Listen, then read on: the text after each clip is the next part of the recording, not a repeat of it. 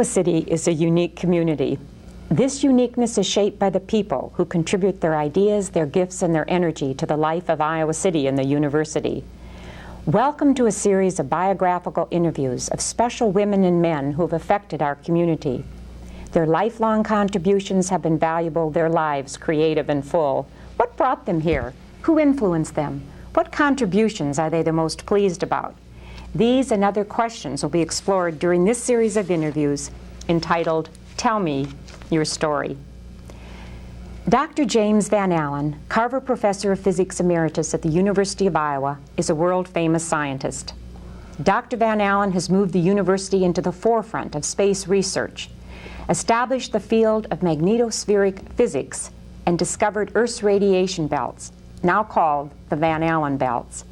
Van Allen and U of I scientists supplied instruments for the 1962 Mariner 2 investigation of Venus, the first successful mission to another planet.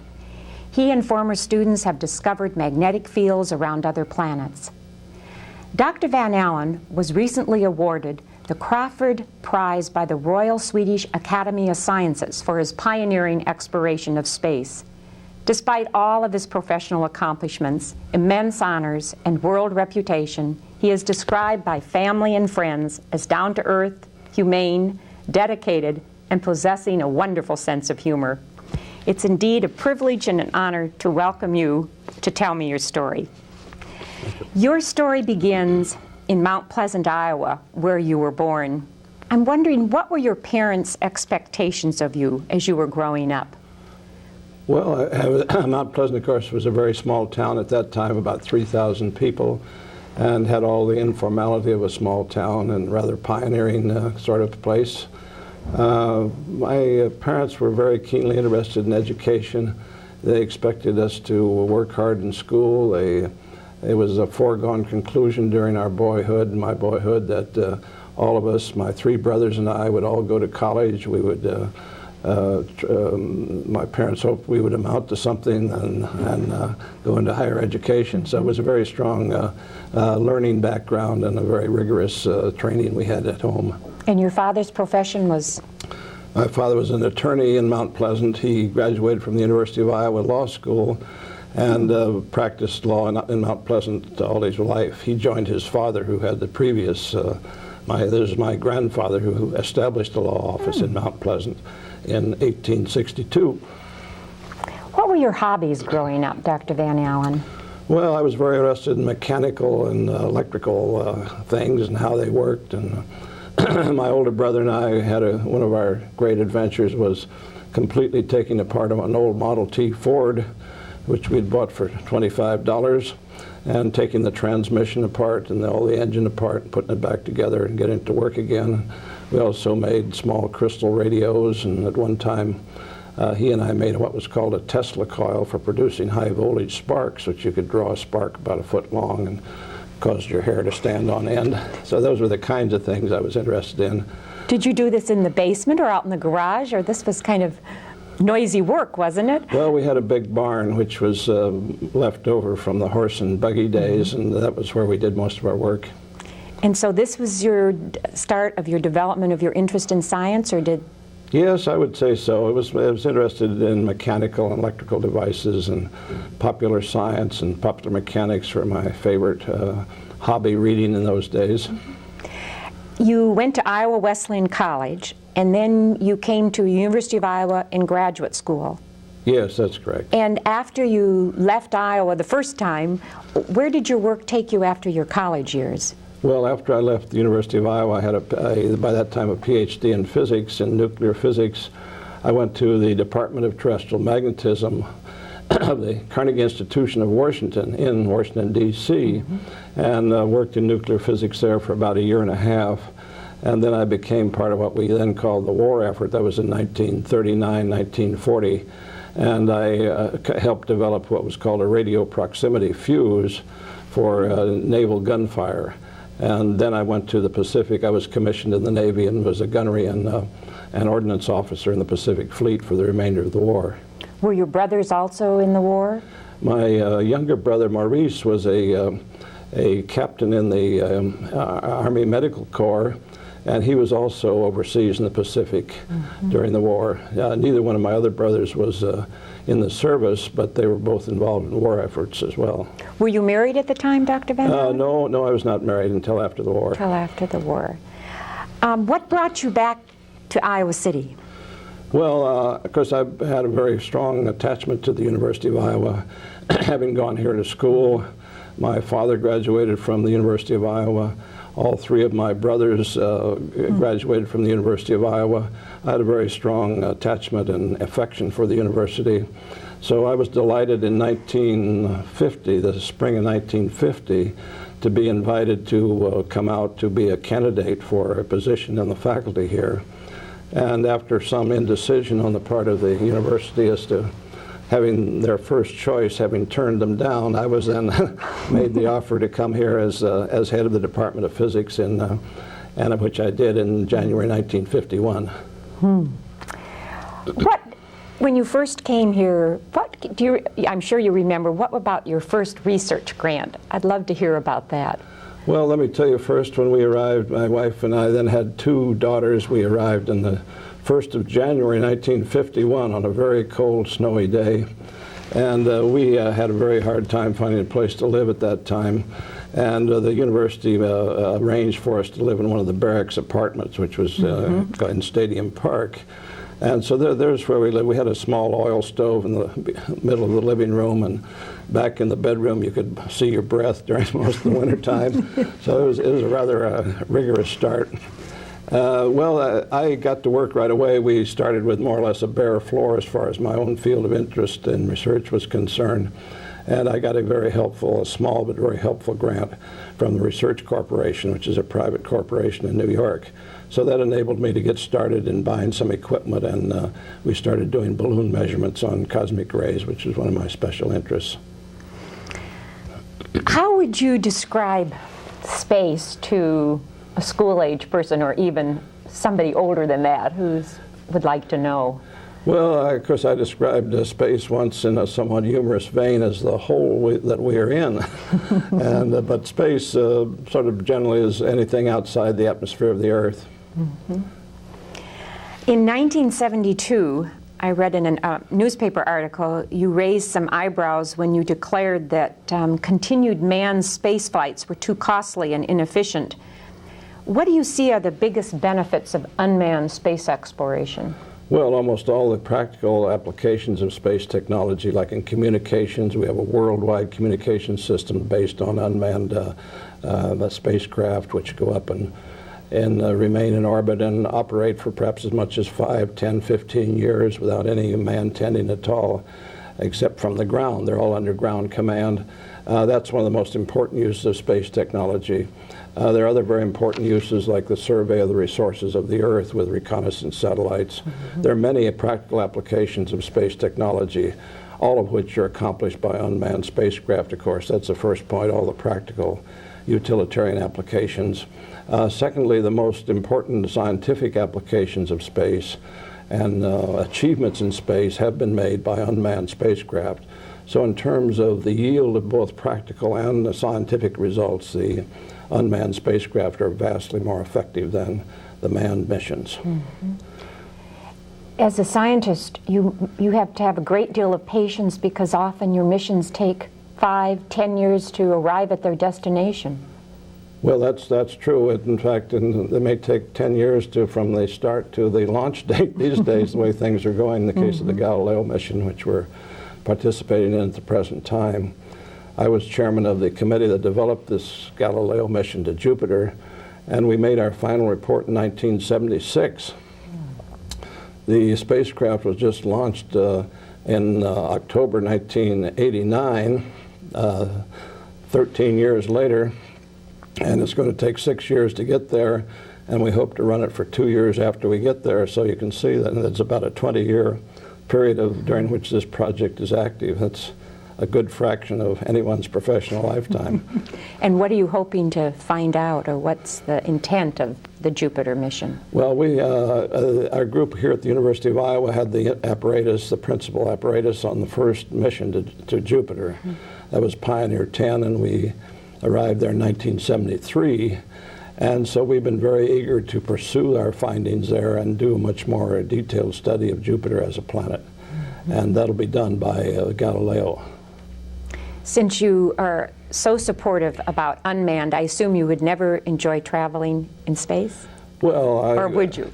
I not yet anyway. If it was safe as flying on a 747, I'd be happy to, but otherwise I have no aspiration to fly in space personally. What do you see as maybe some major breakthroughs in space exploration in the next decade or in the first part of the new century? Well, I'm a little reluctant to make predictions on that. Of course, we do have many plans, and I've been a participant in national advisory groups on developing plans for the future.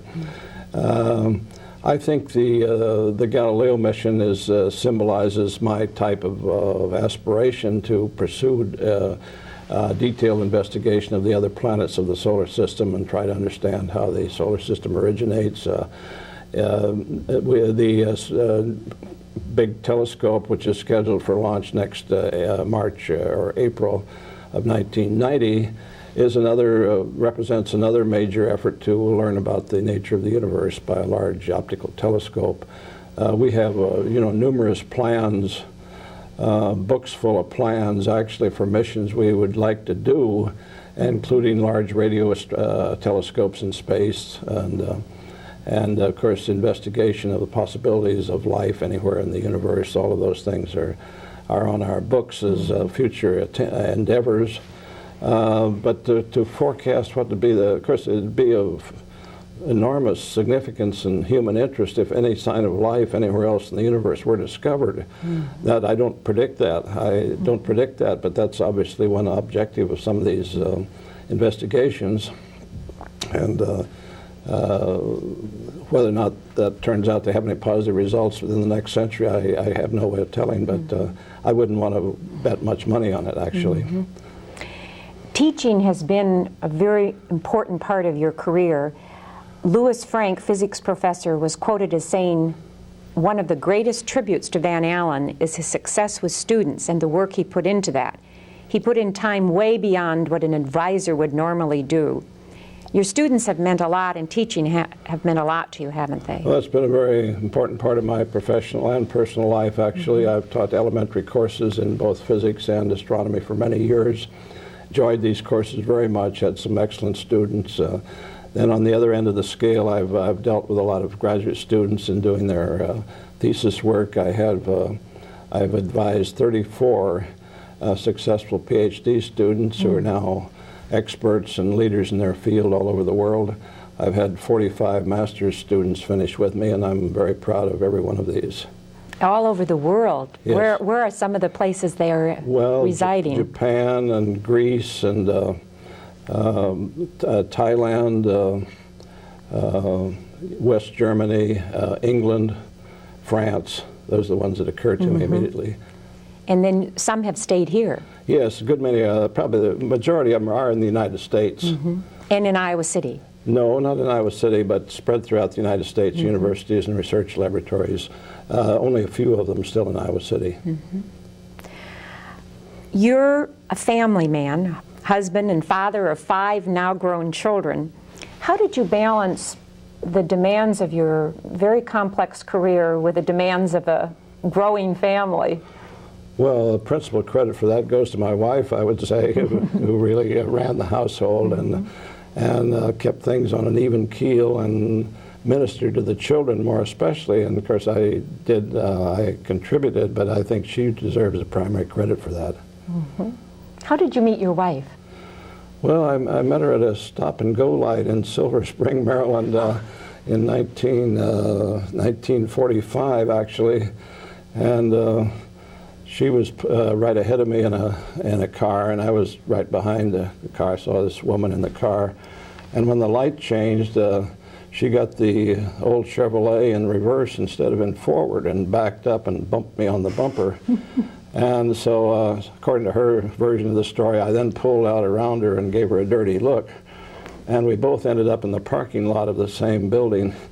And as we came up, she said, "Who do you think you are giving me that dirty look?" And So that was our introduction, really, and I thought there's a person of real spirit and real verve, so I hoped I could get acquainted with her later, which I did. And you brought, she was an Eastern, she grew up in the East? She grew up in Cincinnati. She was born in Southampton in Long Island, but grew up in Cincinnati. And so you brought your Cincinnati girl to Iowa City, and yes. And you could have lived any place in the United States, and you chose to live in Iowa City. And well, that's right. That was because of the university here and the professional attraction of coming back. What are your hobbies? What do you do to relax, Dr. Van Allen? Well, I suppose sleep is the most important thing I do to relax. I don't have really many hobbies. I'm pretty good at woodworking. I have done lots of woodworking. I have a good shop in my basement. I truly don't do very much these days, but I have built quite a few pieces of furniture and other odd jobs around the house. But I don't have any very well-developed hobbies, actually.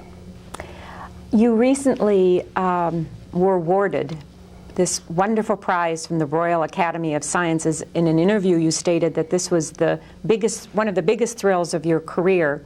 Would you share about the prize, and for people maybe who didn't get a chance to read about it? Well, this is called the Crafoord Prize of the Royal Swedish Academy of Sciences, which also, of course, awards the Nobel Prizes, for which they're better known. But this is a prize which is of parallel significance in my field of research, and was awarded to me by the King of Sweden on September of this year. And it was a very great occasion. We met the King and Queen, of course, and got acquainted with them. I also met the Prime Minister of Sweden while I was there. Had a grand banquet in what's called the Grand Hotel in Stockholm, and I sat between the Queen and the wife of the U.S. Ambassador to Sweden during this banquet dinner, and got rather well acquainted with both of them. I found the Queen to be a delightful person, very bright, very interested in the welfare of the people of Sweden, very interested in environmental and problems of energy and environment of the country, and of course a lovely person, and a mother of 3 children, 2 girls and 1 boy. My wife Abby sat with the King, between the King and the U.S. Ambassador, Mr. Redmond, and she got rather well acquainted with the King and was very taken by him, and enjoyed it very much. And it was a family affair. You had 15 of your family members accompany you. The logistics of that must have been quite something. Well, it involved a great deal of arrangements. It reminded me of the invasion of the Philippines during World War II, when you had troops moving in from all directions. And our 5 children and their spouses live in very diverse places, and there were 3 grandchildren also. So those 10 plus 3 plus Abby and myself made a total party of 15. We had a great family party in Stockholm. Where do your children live? All over, you said, the United States. Where specifically? One in Toronto, Canada, one in Southampton, New York, and out in Long Island, one in Philadelphia, and one in Princeton, New Jersey. And to get all of those schedules all together to come to Sweden, that was quite an occasion. And yes, something. It was a monstrous operation.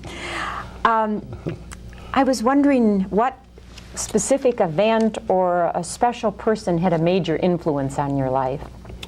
Well, I would say really my parents had the major influence on my life, my general point of view on life, sort of what would be called nowadays moral training, general aspirations in life stem mostly from my family life, and as I grew up with my 3 brothers and my influence of my parents. On a more professional level, I would say a man by the name of Professor Tom Polder at Iowa Wesleyan College was probably the most influential in deciding the direction of my career. He was a physics professor there, and an extraordinary individual, one who became Admiral Byrd's second-in-command and principal scientist on the second Byrd expedition to the Antarctic, and I helped him prepare equipment for that expedition, and was very taken by his qualities and his guidance. He took a special interest in you, I'm sure. Well, that's correct. He gave me a job at 35 cents an hour when I was working in the lab, and showed me how to do all kinds of things, welding, running a metal lathe, milling machine, blowing glass, brazing, soldering, all these kind of techniques. And he was a master of technical experimentation. So he was, in some sense, my inspiration for going into physics. Your brothers what professions did they choose? Quite different professions, actually. That was when I think our parents had a very open mind about that. They wanted us, as I mentioned before, to amount to something, but we could follow our own inclinations, and they were very supportive of that. My older brother, George, became a lawyer, went to the University of Iowa Law School, graduated here, and was later a judge of the district court in the southeastern Iowa. My next younger brother, Maurice, became a physician, a neurosurgeon, later a neurologist. And my youngest brother became a businessman, worked for Howard Hughes Company for many years. You're officially retired, but not really retired. Word is that you spend 40 hours a week at your desk. What are you working on? Well, I spent at least that. No, I still have the same office in the physics building that I've had for years, and I have 3 different research grants from the federal government for pursuing research on planetary magnetism, magnetospheres of the planets, and cosmic rays. So I have very active research projects at the present time, and I hope to continue those for some time. Well, I really appreciate you coming today to share some of the stories in your life, and I really appreciate it. Thank you very much. Enjoyed your questions. My guest has been Dr. James Van Allen, famed U of I Professor Emeritus of Physics and Astronomy, whose work has spanned 4 decades at Iowa. He developed space instruments used on the first U.S. satellites. He helped discover the Earth's radiation belts, now named the Van Allen belts. In recent years, he and his former students have discovered magnetic fields around other planets. Dr. Van Allen is a gifted and dedicated teacher, husband, a father. He is a man who loves to explore and help unlock the mysteries of space. His explorations have been rooted in Iowa soil. Dr. Van Allen has enriched this community, and we are grateful that he chose Iowa City and the university to be his home.